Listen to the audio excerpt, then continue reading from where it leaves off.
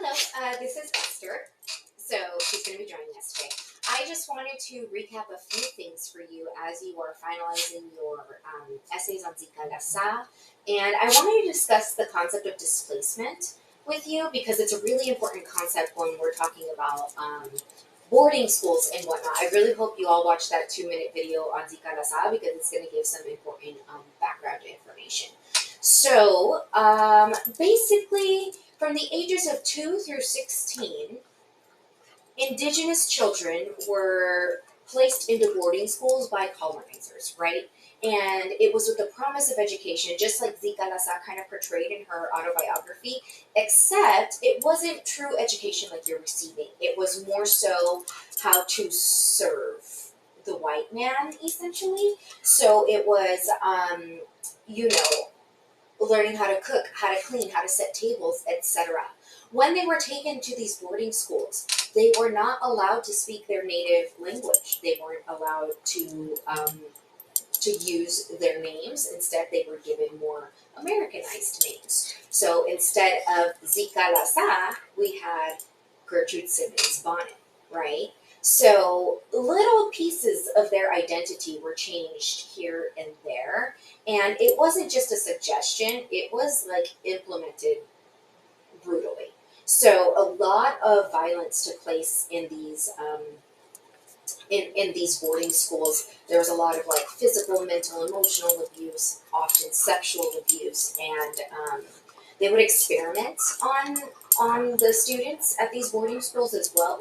So I don't know if you all have been hearing in the news these past couple of years about mass graves being found, specifically like in Canada and stuff.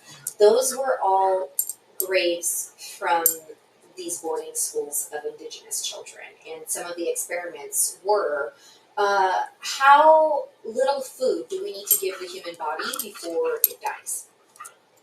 So, sometimes they would give groups of students pills, little pills of nutrients, right?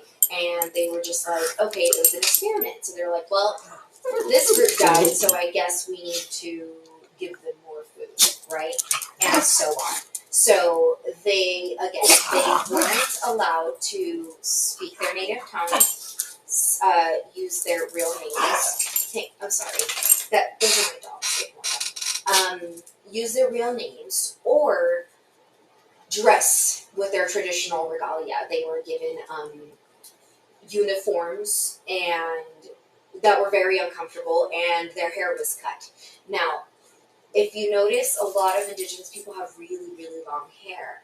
And for several tribes, cutting of the hair symbolizes mourning because somebody has died, right? The legends, warriors, maybe an elder, right? A grandfather, somebody close to them has died and they are in mourning, right? So it's a grieving process. And the time it takes their hair to grow back out is symbolic of the time past for grieving and healing to happen.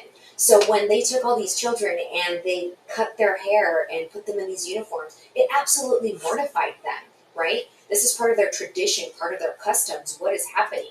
Now, you can consider it like, yeah, they're absolutely mourning their identities and the loss of their culture, sure. But this was a complete shock to them, right? And when they didn't follow the rules, abuse occurred. So when they grew up, let's just say they were taken at the age of 2, right? They grow up and then the boarding schools are done with them. They're just like, okay, go home now. What do? They go back home if they're lucky enough to find their families and they're still there, because remember, these boarding schools were taken like hundreds and hundreds of miles away from their original homes. Sometimes they were coerced with the promise of like fun stuff like, hey, you're going to get apples. You haven't had apples before, right? Or, hey, you get to ride an iron horse, right? So sometimes they coerced and lured the children into really wanting to go. And, well, to the Indigenous people, they're like, well, you stole our land and some of our people died, so you kind of owe us. So, yeah, educate our children. You owe that to us at the very least, right? Or they were just simply taken by force, like quite literally ripped from their mother's arms type of thing. So it really depends on the tribe, when they were colonized, and what facet. So this began with Columbus in 1492. And let me just tell you this very briefly. In his journals, he said something to the effect of, they taught me their ways, they gave me their food, and they showed me everything that was important to them. They will make fine slaves. So just let that seep in. This is a very colonizing mindset, right? And the motto for these boarding schools was to, quote, kill the Indian, save the man. Now, I do want to make it clear, using the term Indian is technically, and savage, right, is a slur. It is offensive. It is written in the text. It is in the title. You can quote from it, but we are not going to use that language. Instead, we are going to say Native American, Native people, indigenous, right? So, or indigenous peoples. Those are more acceptable. Otherwise, like if you're saying Indian, what is an actual Indian? It's somebody from India, right?